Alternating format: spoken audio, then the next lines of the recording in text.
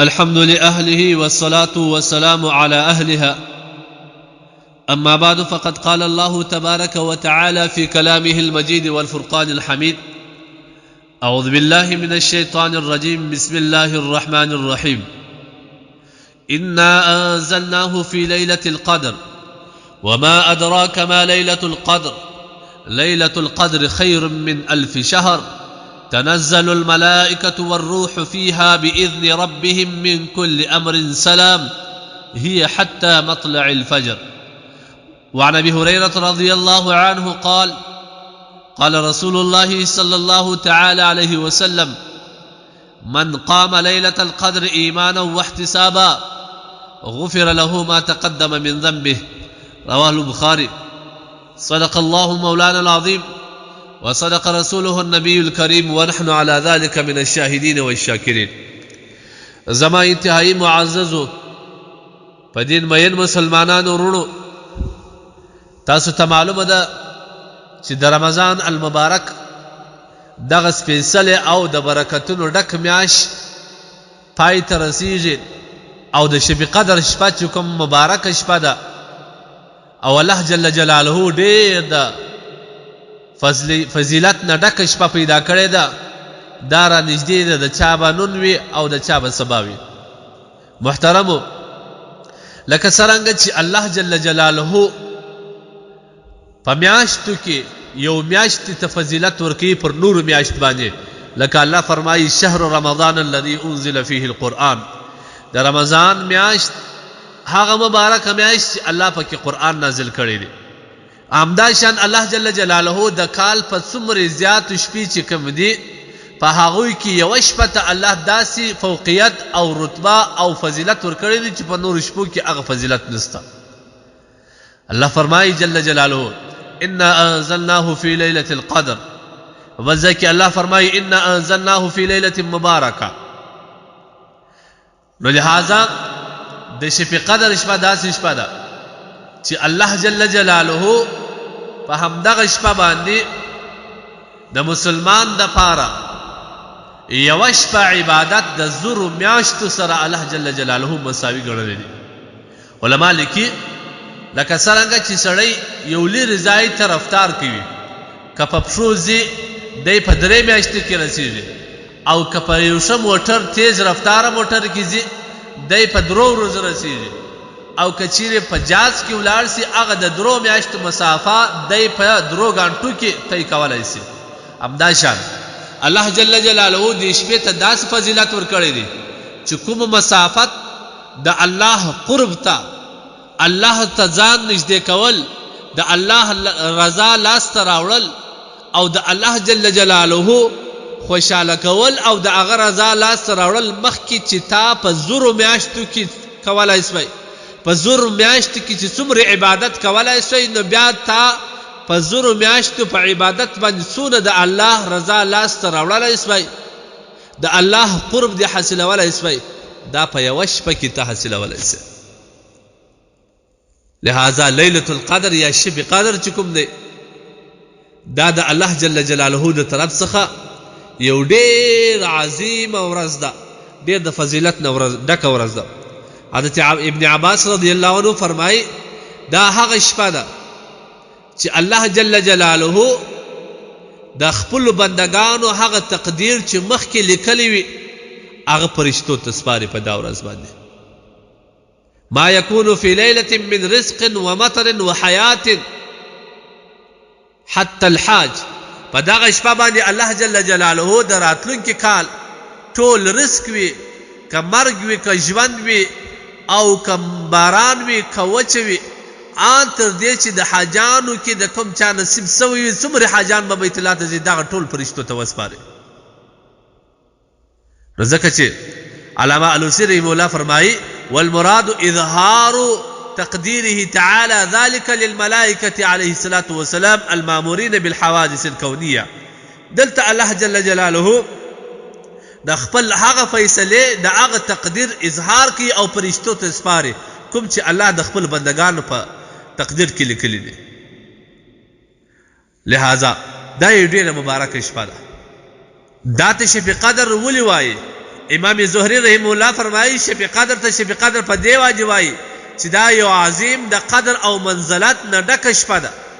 امام ابوبکر وراق رحم الله فرمایي چې په دغه شپه باندې چې سړی عبادت وکي، ذکر او اذکار وکي، هغه انسانان په دې عبادت باندې، په دې ذکر او اذکار باندې الله جل جلاله د قدر وړ جوړي چې ټول کال د الله نه فرمانی کړي و، د الله نه شکرې کړي و، ځان به قدر کړي و. په دغه شپه باندې چې د الله عبادت او طاعت وکي دا سړی قدرمند دی، او دغه سړی چې کوم دی په دغه شپه باندې د قدر وړ سړی ګرځي. حضرت قتاده رضی الله تعالی عنہ فرمایي چې په دغه شپه کې قرآن کریم نازل شوی دی او د دنیا سعادت او برکات او ذریعه او سرچشمه هم دغه قرآن دی. نو ځکه چې په دغه شپه باندې د الله د طرف څخه رحمتونه، د ملائکو نزول، د دعا قبلېدل او دا ټول په دا شپه کې الله یې شدي. ځکه چې دې ته لیلة مبارکه هم په قرآن کې ویل شوی دی. ان انزلناه فی لیلة مبارکه، دا قرآن چې کوم دی دا موږ په لیلة مبارکه کې نازل کړی دی. نو لہذا دا یو عظیم شان انعام دی د الله جل جلاله د طرف څخه. مسلمانان باید د دې قدر وکړي، د دا په ښه عبادت باندې ولمانځي. ټول کال دې د الله نافرماني وکړل، ټول کال دې دنیا وګټل، ټول کال دې د دنیا عیش او عیشرت وکړي، ټول کال دې د خواهشاتو مطابق ژوند وکړي، ټول کال دې ګفې ولګولې، ټول کال دې مجلسونه وکړل، ټول کال دې ډرامې وکتلې، ټول کال دې فلمونه وکتل، ټول کال دې فیسبوک باندې وخت ضایع کړي. مسلمان دا یو موقع ده، دا لږ وخت دی، دا الله جل جلاله په عبادت تیر کړه، ټول کال ګناه په معاف کا. دا حضرت ابو هريره رضی الله عنه روایت دی، نبی علیہ الصلوۃ والسلام فرمایل من قام ليله القدر ایمانا واحتسابا غفر له ما تقدم من ذنبه. چا چې د ليله القدر شپه په داسې حالت کې ورکړه چې دی مؤمن و او د الله جل جلاله چې کوم ثوابونه په دې عبادت ورکړي پر هغه ایمان و، الله به د ټول ګناهونه معاف کړي. لہذا په دغه شپه کې انسان باید مانځه ته ودرېږي، قیام وکړي، تلاوت وکړي، ذکر اذکار وکړي، استغفار ووایي، تسبیحات ووایي. بدبختانه زموږ اکثر ځوانان دا په ګپ باندې تېري یا په کاروبارونو تېري، په دا وخت کې خپل دکانونه نه شي خلاصي. علامه علوسي رحم الله فرمایي چې څومره ممکن وي په دغه شپه باندې مختلف نوع عبادت وکړه، نوافل وکړه، د قرآن تلاوت وکړه، ذکر اذکار وکړه، تسبیحات ووایه، درودونه ووایه، استغفار ووایه، او په آخر کې دعا ضرور کوي. او په دعا کې چې کوم دی انسان باید الله جل جلاله ته اوښکې توی کړي.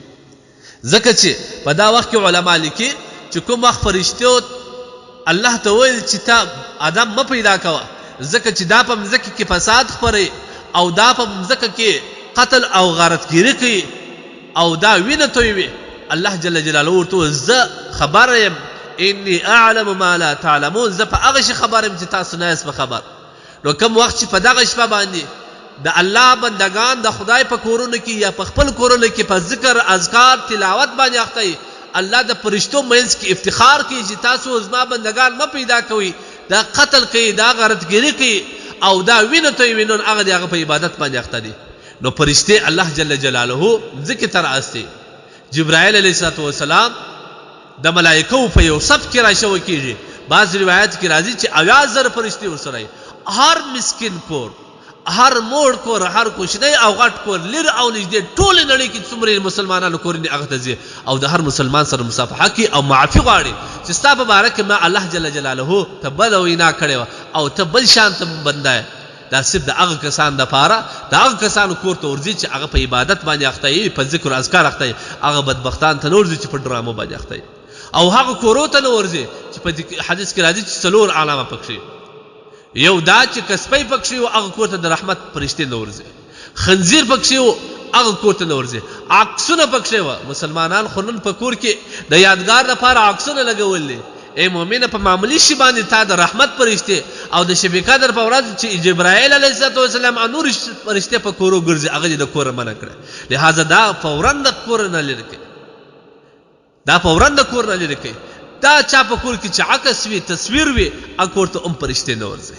او هغه زانی چې زنا یې کړې وي د زنا د جنابت څخه نه یې لمبېدلې، دا که په کوم کور کې وي هغه کور ته هم نه ورځي. الله دې مو وساتي. او په دې ورځ باندې الله جل جلاله د هغه حاسد او هغه بغض کوونکی عنادګر کس او د شراب او عادي کس بخښن هم الله نه کوي.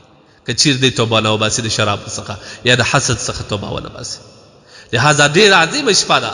په دا شپو کې یوه شپه عبادت د زور میاشت دی. نبی علیه الصلوة والسلام صحابه کرامو ته د بني اسرائیل یو کس کیسه کوي چې 80 کاله جهاد وکړي او دغه رقم توره نه کښېښول.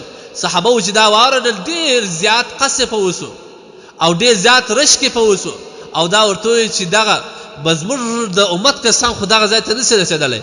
الله جل جلاله دغه صورت را نازل کړي فيه انا انزلناه في ليلة القدر وما ادراك ما ليلة القدر ليلة القدر خير من 1000 شهر. دا د زور میاشت د عبادت څخه بهتر.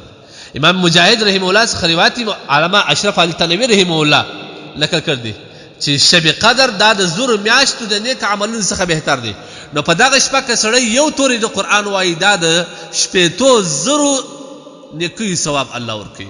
تاسو وګورئ یو تورې قرآن دا چې ته قرآن په دغه شپه ختموې په شپو او دغه رقم په ډېر زیات تعداد باندې قرآن وایه ذکر اذکار وایه. نو لهذا د دې شپې اهتمام کوي او دا شپه الله جل جلاله معلومه کړې نه ده. د نبي علیه الصلوة والسلام څخه یو صحابي پوښتنه کوي د عایشه رضی الله عنها روایت دی. نبي علیه الصلوة والسلام ته فرمایي چې شب قدر په کوم ورځ دی؟ نبي علیه الصلوة والسلام فرمایي تحلوا لیلة القدر فی الوتر. تاسو په تاک شپو کې د دې تلاش کوئ. هغه 21 23 25 29. ابن عباس رضی الله عنه یو روایت نقل کړی دی چې په اکثر تاک عددو کې الله ته خوښ عددونه اووه دي. ځکه اسمانونه اووه دي، مځکې اووه دي، دریابونه اووه دي او همداشان د انسان اعضا اووه دي. د انسان په مخ کې سوریان چې دي هغه اووه سوریان دي. او حضرت عایشه رضی الله عنها فرمایي چې ما د نبي علیه الصلوة والسلام سره واده کې 2 کال ما بعد 2 کال ژوند د نبي علیه الصلوة والسلام سره تېر کړي. ډېر داسې شان شته هغه اووه عدد دی. نو زما هم دا یقین دی چې دغه شب قدر به هم په 28م کې. لهذا په دغه شپه باندې انسان باید ډېر زیات عبادت وکړي. ځکه چې الله وایي ما ادراک ما لیلة القدر. دا تاسو ته دغه درکړي اګاهي درکړي چې ستاسو شوق سره پیدا شي. ته په څه خبره یې شب قدر څه شته؟ تنزل الملائکة والروح. په دا کې الله جل جلاله فرشتې نازلوي. الله جل جلاله په دې کې هغه مقرب مخلوقات دنیا ته راځي او پر هغه کسان چې عبادت کوي پر هغه باندې درودونه وایي او د هغه پر دعا امین وایي، د هغو دپاره استغفارات وایي.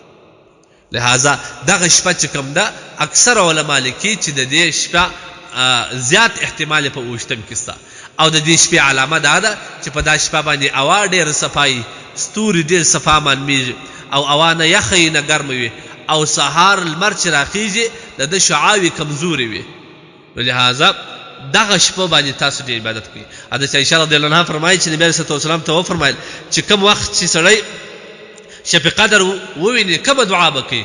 نبي علیه الصلوة والسلام ورته وفرمایل اللهم انک عفو تحب العفو فاعف عني. ای الله ته بخښونکی ذات یې، معافوونکی ذات یې او معافي خوښوې ته. ای الله موږ معاف که چا په عربي نه زده په اردو دې وایي ای الله ته عفو کوونکی ذات یې، معافي کولو والا ذات یې او معافي خوښوې. ای الله موږ معافي وکړه، ای الله موږ معاف کړه، موږ ته معافي وکړه.